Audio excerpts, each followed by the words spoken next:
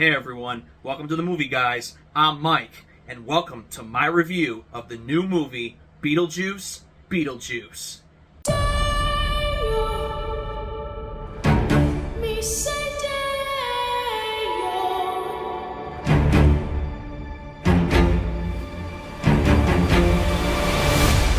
Can't believe Grandpa's dead.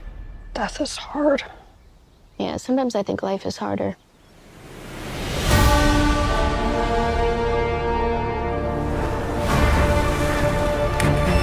When I was a teenager, a trickster demon terrorized our entire family and tried to force me to marry him.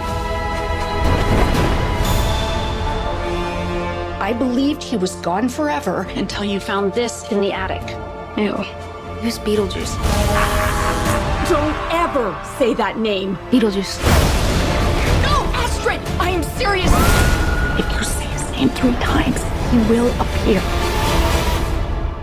Beetlejuice. The juice is loose. Well, it's hard to believe that it's been since 1988 that we got the first installment in this series, Beetlejuice. But that film included Alec Baldwin and Gina Davis, and this time they are noticeably absent. And I say noticeably because that is actually going to be one of the key things that I'm going to discuss in this review. So, Beetlejuice Beetlejuice. The year's 2024, and I am actually happy to say that they kept the foundation of this film intact. They didn't change Beetlejuice into some kind of different character to fit today's generation. They kept him exactly the way he was, which made me very, very happy. So that's a positive. So Tim Burton returns to direct this film, and this time it's written by Alfred Gough and Miles Millar. You might know them as writers and creators of the TV series Smallville, which, if you don't know already, Smallville is one of my all-time favorite shows of all time. So when I saw one of these two guys were writing this film, I was very curious to see what was going to happen. Unfortunately, the film has mixed results. Now, I say mixed results because, me personally, I'm a huge fan of the 1988 original. I was a kid when I first saw that film, and I watched it a lot. I even enjoyed watching the animated series. And Beetlejuice, to me, always kind of held a special place in my history of films that I grew up with. So when I saw they were making Beetlejuice 2, I started getting very curious as to what they could possibly do to live up to the nostalgia of the first film. Because at the end of the day, the first film is very much a cult classic. And when you have a film that's beloved and is considered a classic by many, it's very hard to make a sequel that feels worthy to it or even holds up to it. Top Gun Maverick was actually an exception to the rule, because Top Gun Maverick was actually better than Top Gun, the first one. And I think now we have put ourselves in a place where we expect every legacy sequel to be Top Gun Maverick, and that's simply not going to be the case. And unfortunately, Beetlejuice Beetlejuice is not in that category, as it's nowhere near the levels of the first film, unfortunately. But that's not to say that it's all bad. The film begins just like the first film, with the same similar music and the camera panning through the model of the city. I wish I liked that touch. Again, I'm one of those people where if you're making a legacy sequel after 20 or 30 years, I kind of like when you go back to showing the opening credits like the first one was, like Top Gun did with Top Gun Maverick. It was the same opening credit sequence essentially as the first film. I love that touch, so to me, that already kind of had me out of the gate. The film begins with Lydia Dietz, which was Winona Ryder in the first film. Winona Ryder returns again here, except much older. And now she is like a paranormal ghost whisperer, ghost hunter kind of thing. She has this live studio audience series, and she is still seeing Beetlejuice. She's still seeing him in the crowd, in the audience. She's even seeing another ghost later on in the bathroom before her boyfriend, played by Justin Theroux, comes in there. We initially see she's talking to somebody, then we see that she doesn't see that person, so we know that she's seeing ghosts. It's not just Beetlejuice. I like the way the film starts. I like the fact they made Lydia what they made her. The job fit her perfectly. I think it was the right fit to to show her that she became this, because considering how she was about the ghost world, death, morbid kind of way when she was a teenager, it just fits that this became her job later in life. The problem here is that the film almost takes a little too long to get going. I mean, the movie is only an hour 45, so it's not like it has a bunch of time to start building up. In Alien Romulus, it was building a lot of character development. It was making you care about those characters. Whereas in this film, we already know who Lydia is. We could have established her real quick, but they take a little time to show that what she's going through today. We get to see Catherine O'Hara, Delia Dietz, the mother. You know, the build-up to the fact that the father dies and they have to go to the town where the house was and go to the funeral, it takes a lot of build-up, a lot of time. There's a lot of exposition going on that doesn't really feel like it's necessary within the movie. There's even a scene where Danny DeVito, by the way, does have a cameo in this film, which I liked that very much. I thought it was a nice touch. Short-lived, but a good cameo. But this creature's putting herself together out of this box, and she's stapling herself together, which is supposed to be Dolores, which is supposed to be Beetlejuice's ex-wife.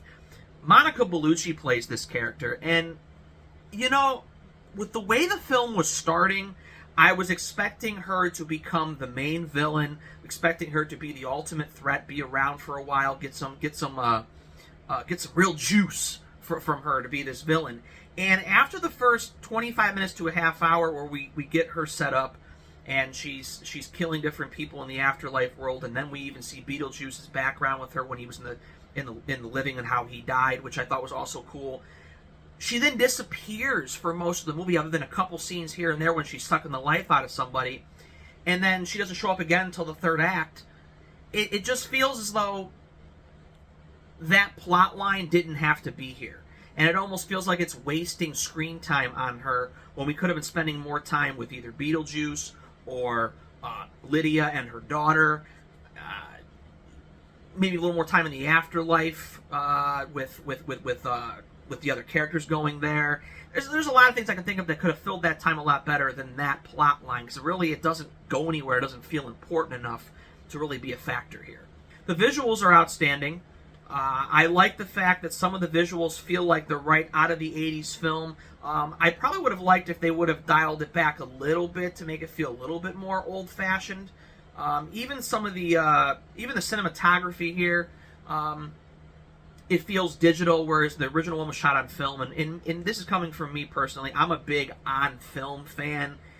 I'm not a big shooting on digital. I think digital looks too clean, too effect-like, just too clean. And the film look gives it kind of a dirtier, gringier look sometimes, if that's what you're going for. And I think it would have been a better idea to shoot this on film to give it that similar look to the 1988 film. And unfortunately, it doesn't do that. I guess somebody could say, well, this film takes place in 2024, so it's taking place within the times. I understand that, but keeping the aesthetic of the original one I thought would have been a nicer touch and would have felt more authentic to the first film. Casting, yet again, is excellent. Michael Keaton is great as Beetlejuice. He fit right back into the role like a glove, and I like what he's doing here. His scenes are some of the best in the movie. His screen time, I'd like to get a total amount of what his screen time is, because I believe in the first film, I believe they said that his total screen time was only about 15 to 20 minutes in that hour 45 film in the first one. So I'd be curious if it's around that here. It feels like he's in it a little bit more than that here, but not much more.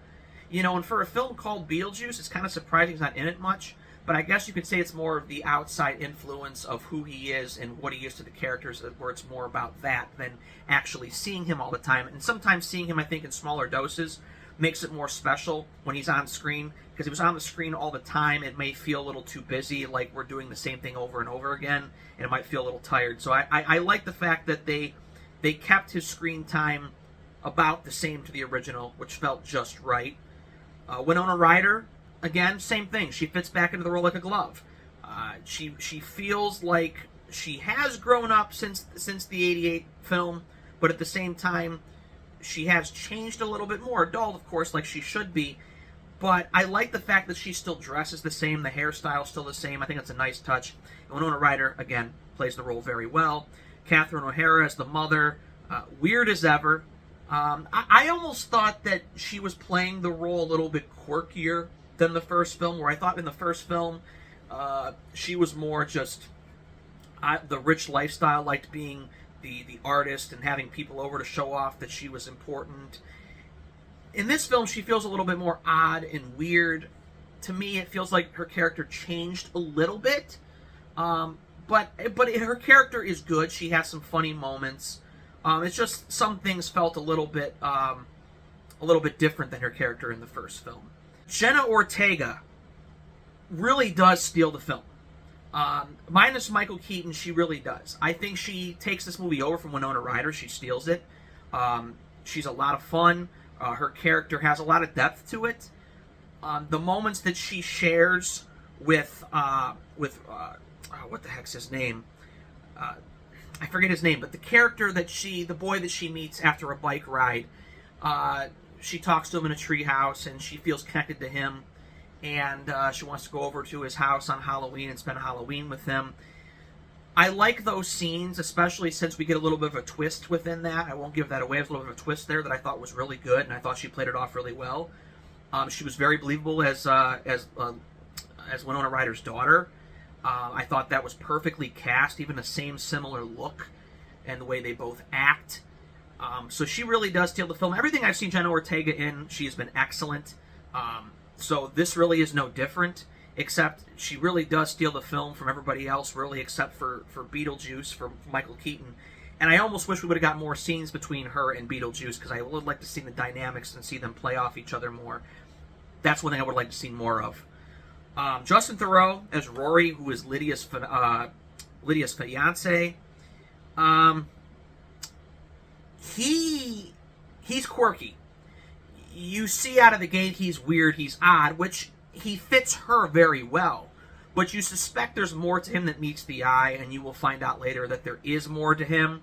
But I liked his performance. I liked his character. I thought he fit very well within the Beetlejuice universe. I thought he worked. I liked his character, and I thought, on the whole, he was a nice addition to the cast. Monica Bellucci literally is wasted in a character and a subplot that's could have easily been cut from this movie, that you wouldn't have even felt it. It was unnecessary. So in a way, she's wasted. Willem Dafoe, as an actor who played a cop in a movie, kind of plays a detective in the afterlife here. He's good in his scenes. I like Willem Dafoe. Willem Dafoe is always good. But again, he's another throwaway character that just feels like he's there to have a good time and just kind of be there in a convenient moment at the end of the film to be the cop, of the afterlife, making sure everything stays in order. So it's rather unfortunate that they brought in some major talent here and they just were wasted, and that the script just doesn't seem to utilize their strengths at all. And either those characters could have been cut completely, or they could have been played by complete unknowns, and it wouldn't have made a difference. All right, so let's get to the good and the bad of the film. So first, the good. Well, first of all, the film feels very much connected to the first film. It works as a sequel, watching them one after the other. It feels like it's a part of that universe. It's nice to catch up with the characters to see where they ended up after the end of the film. The afterlife sequences are really good. Beetlejuice is as fun as ever. Jenna Ortega's excellent. Very, very well-written character, and she really pulls it off. I will stress that again, that Jenna Ortega is the shining example of this film. She is it, next to Michael Keaton. And then some of the Tim Burton magic is back in the film. We get some of that quirky, morbid, gross-out kind of humor that's been missing from some of his last few films. So that was a nice touch as well. And overall, it is a fun movie, and it was nice to get back into the nostalgia of the film and really have some fun with it. Now on to the bad. What I talked about before. Monica Bellucci's Dolores, the ex-wife of Beetlejuice. The subplot is unnecessary. It's wasted. Goes nowhere and can literally be cut out of this film, and you would not know that it ever was a part of it. We could have spent more time in the family storylines, or more time with with Astrid and Lydia and those two seeing Beetlejuice and connecting more about her relationship with Beetlejuice from the first film and getting more history there. It's wasted. Monica Bellucci and Willem Dafoe are truly wasted in this film, and it really upsets me because I really thought they could have been better on the whole. And then also, too, the plot is just okay here. There's nothing special about the plot. There never really was a peaking moment where you really felt engaged in the film. You were having fun with it, and it felt nostalgic, but at the same time, you didn't feel like that the story brought anything new to the universe, where you almost felt like that did it really warrant making a sequel. You know, when you make a sequel to something, the story has to feel like it's worth it. Like it's worth continuing the story or worth telling a story that feels like there's a reason to tell a story. And unfortunately, watching the film, you don't really feel like that there was an ultimate reason to continue the story. I'm happy they did because I love catching up with these characters and seeing Beetlejuice again, and there are fun moments. But you can't help but walk away from the story and feel as though you're asking yourself why. So after all that, I give Beetlejuice Beetlejuice. Spill your guts. Who wants to go first? All right, I will. See, I'm willing to do the work. Spread after like it's so random. You're that thing from my dream. Really more nightmare material. Confronting the unknown, conquering your fears. There's nothing harder.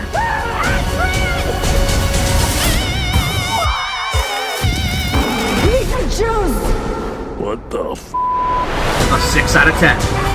Thank you all for coming to this special occasion, but right now with like a little privacy. All right, everyone. Thanks for joining me on this review of Beetlejuice Beetlejuice. I really appreciate it. I got a chance to attend the press screening today, which was a lot of fun, getting to see it before general audiences. So I tried to stay out of spoiler territory here for you all because I wanted you to be able to hear the review and be able to kind of see what the film was like without spoiling anything for you about plot points or the ending or what the characters go through, etc. So definitely check it out. I mean, again, if you're a Beetlejuice fan, check it out.